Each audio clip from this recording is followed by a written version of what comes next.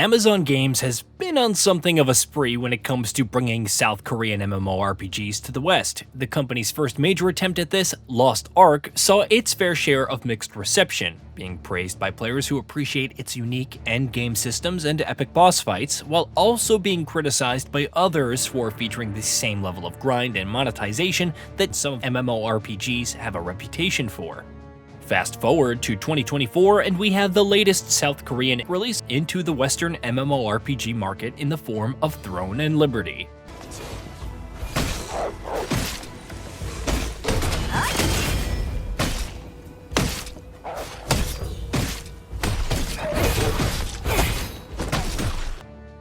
Throne and Liberty is currently entering into a market that's essentially filled with entrenched players.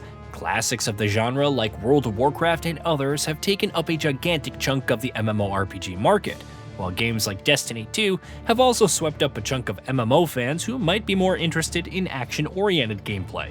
For Throne and Liberty to be able to make a dent in the Western market, it has to offer something truly unique from other online games these days. And while the title does have some interesting ideas about PvE and PvP content, it ends up falling short on many counts.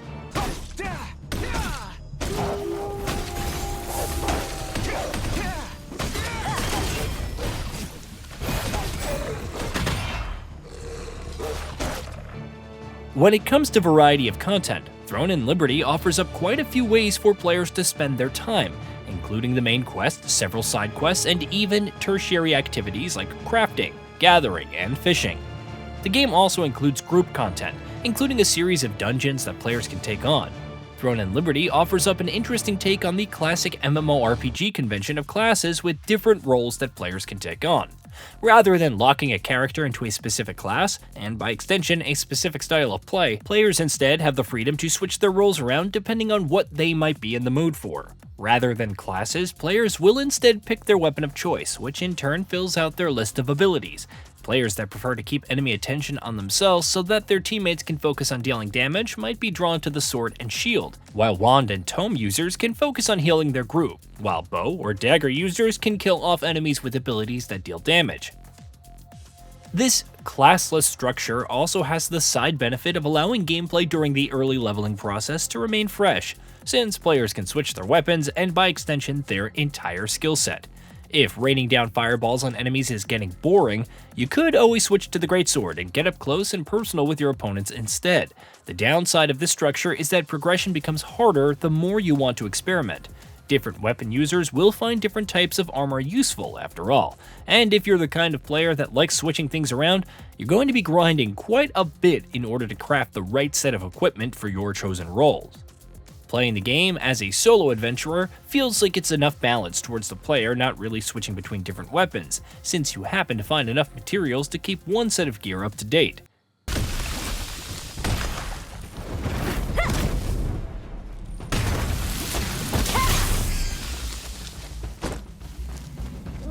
What should I do? Another unique aspect of Throne and Liberty is that it allows all players to shapeshift into different animals. Rather than offering up any concrete gameplay bonuses in battle, like for example, the Druid class in World of Warcraft, these shapeshifting abilities are more focused on allowing players to explore the world of Solisium in different ways. Players can shapeshift into an otter, a hawk, or a large cat. These forms allow players more freedom and increased speed while exploring the world by water, air, or land respectively. Aside from this, however, the shapeshifting doesn't really offer anything new, and can essentially be looked at as Throne and Liberty's own take on mounts. When it comes to core gameplay, Throne and Liberty is a real-time action RPG with an interesting focus on being able to parry and counterattacks. Much like other MMOs, enemy attacks in Throne and Liberty tend to be telegraphed well, and players have the option of either moving around to avoid the attacks or to counter the attack without having to move at all. The system seems to be designed around making gameplay for the tank role more exciting, but ultimately feels rather underbaked, since the button to counterattack ends up feeling like yet another defensive ability that players will have to use anyway. While interesting in theory, the counter system doesn't really do much to distinguish the game from its competitors in any meaningful way. One of the best things about Throne and Liberty is its visuals, and it's hard to argue that Throne and Liberty doesn't look great. The character models are all well detailed, allowing for armor and clothing to look like they naturally belong to these characters, while the world itself can often be really fun to explore thanks to just how breathtaking it can end up being. The game offers up a few zones that players can explore, each offering a different theme and vibe, ranging from large cities of Castleton to the spookier, more atmospheric Carmine Forest. There are also the ruins of an epic battle in the form of the Titan Reach ruins, and even the tropical forests of Lizard Island, which also happens to be filled with poisonous flowers. All of these zones are also subject to different weather conditions, as well as a day and night cycle, which can do quite a bit to change the atmosphere of the area. One of the potential downsides of Throne and Liberty is the way in which it has been monetized. A premium currency, Lucent, can be purchased by players, which can then in turn be used to buy things through an in-game shop. The in-game shop, at the time of writing, only features cosmetic items, including outfits and pets. What this means for the game's economy in the future is currently unclear, but being able to pay real money for items that are otherwise earned in-game certainly can't be a good sign for the long-term health of an MMORPG. The endgame content in Throne and Liberty is quite lacking, since there isn't much for PvE players to do aside from dungeons. The game revolves more around PvP, with guild versus guild events where player guilds have to battle it out against each other to seize control of boon stones and rift stones. Unfortunately, there really isn't much in the way of raiding content like World of Warcraft or Destiny 2, where players can get together to take on more challenging forms of PvE content, and the dungeons, while fun, tend to fall on the easier side of things. It also doesn't help that getting into endgame content can be challenging in and of itself.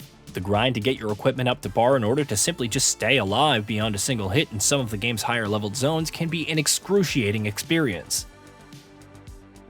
Ultimately, Throne and Liberty feels quite underbaked. The notorious monetization that some MMORPGs are known for tend to leave a bad taste in my mouth, and Throne and Liberty doesn't really offer much reprieve in this regard considering the presence of an in-game shop and historic releases from the region like Lost Ark.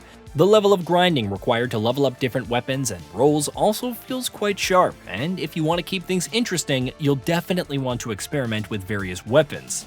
All of that said, however, Throne and Liberty is a gorgeous game that plays fine, and even has a few interesting ideas here and there with regards to combat and exploration. Hey, did you know that we at Gaming Bolt upload new videos every day? Stick around, drop a like, subscribe, and hit that bell, and let us know what kind of content you'd like to see in the future with a comment below.